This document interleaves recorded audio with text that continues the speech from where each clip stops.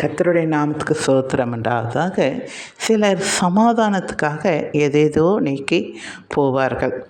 சிலவங்க ஸ்வீட் சாப்பிட்ணும், சிலவங்களுக்கு பிரியாணி காரமாக ஏதாவது சாப்பிட்ணும், அப்போ தான்ப்பா திருப்தியாக இருக்கும், ஒரு சமாதானம் கிடைச்ச மாதிரி இருக்கும் அப்படின்னு நினைப்பாங்க.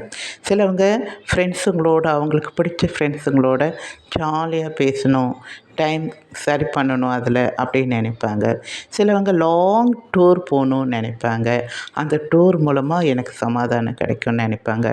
சிலவங்க பைக்கில் போயிட்டே இருக்கணும், அவங்களுக்கு எந்த வாகனம் பிடிக்குதோ அந்த வாகனத்தை எடுத்துகிட்டு அவங்க நீண்ட தூரம் போகணும், ஆளுங்கள் நடமாட்டமே இல்லாத இடத்துல ஒரு நிம்மதி தேடி, ஒரு சமாதானத்தை தேடி போகணும்னு நினைப்பாங்க. சிலவங்க கெட்ட வழியை நோக்கி போவாங்க, சிகரெட்டில், கஞ்சா, குடி, இதனால் எனக்கு சமாதானம் கிடைக்கும் அப்படின்னு சொல்லிட்டு அதில் நான் மெய் மறந்து கவலையெல்லாம் மறந்து ஒரு நிம்மதி எனக்கு கிடைக்கும் அப்படின்ட்டு அதை போவார்கள். நிச்சயமாக அதை நோக்கி போவாதீர்கள். உலக காரியங்களில் நிச்சயமாக சமாதானம் கிடைக்காது. சிலவங்க சினிமா பார்த்தா நிம்மதியாக இருக்கணும், உலகப்பரமான காரியங்களில் நிச்சயமாக சொல்லுகிறேன், அதிலேயே உங்களுக்கு சமாதானம் கிடைக்காது. அந்த நிமிஷத்துக்கு மாத்திரம்தான், மற்றபடி நிரந்தரமான உங்களுக்கு சமாதானம் கிடைக்கணும், சந்தோஷம் கிடைக்கணும்னா இயேசு கிறிஸ்துக்கிட்ட வாங்க.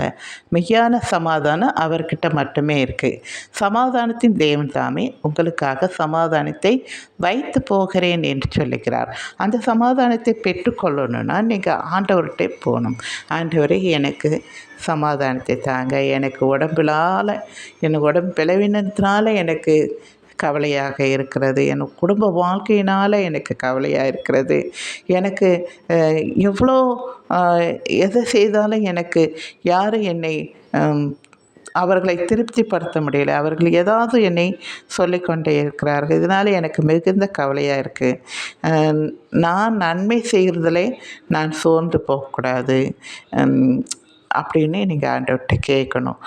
நீங்கள் இல்லை, உங்களுக்கு எதனால் சமாதானம் இல்லை அப்படின்றது நீங்கள் ஆண்டவர்கிட்ட சொன்னால் ஆண்டவர் அதன் நிமித்தமாக அதை போக்கி உங்களுக்கு சமாதானத்தையும் சந்தோஷத்தை தருவார். ஏனென்றால் கேட்குற யாவர்களும் பெற்றுக்கொள்வீர்கள் என்று ஆண்டவர் சொல்கிறார். உங்கள் சத்துருக்கள் நிமித்தம் உங்களுக்கு சமாதானம் இல்லையா, இதையும் நீங்கள் ஆண்டவர்கிட்ட சொல்லுங்கள்.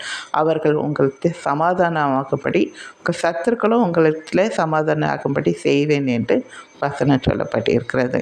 அப்படி ஆண்டவர் எல்லாவற்றையும் செய்க வல்லவராக இருக்கிறார். நீங்கள் அவர்கிட்ட ஒப்பு கொடுங்க. நன்றி. தேங்க்யூ.